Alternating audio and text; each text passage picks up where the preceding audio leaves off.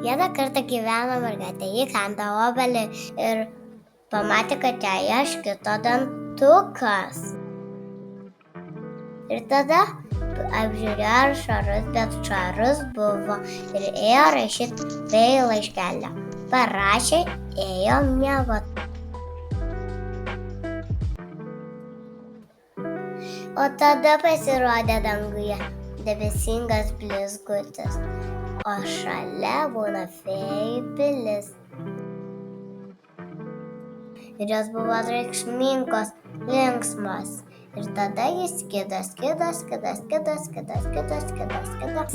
paims dantuką. Ir pamatė, kad jo žemėlapis nukito.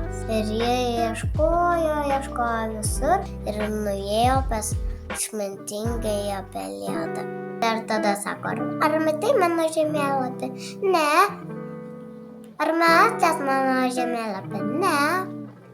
Ar matėt mano žemėlapį? Sip. Sakė taip. Ir tada skrido virš kalnų ir pamatė savo žemėlapį šalia gėlytę. Pasiėmė žemėlapį, nusiskynė gėlytę ir skrido paims dantuką. Ir tada pasirodė fėja. Ėjo ir paėmė dantuką. Panikėlį padėjo po pagalvę ir tada pamatė baltą piktą katiną. O katinas gaudė ją. Ir jau buvo mažesnė už padelį ir jis vis tiek ją dar rado. Ir tada spėjo paspukti.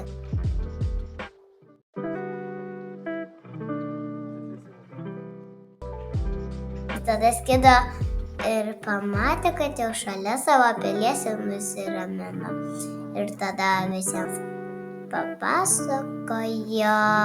papasakojo visiems istoriją.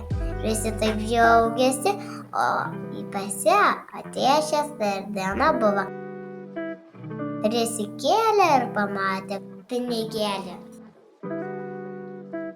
Ir tada suprato, kad pas ją buvo dantukų fėja. Pabaiga.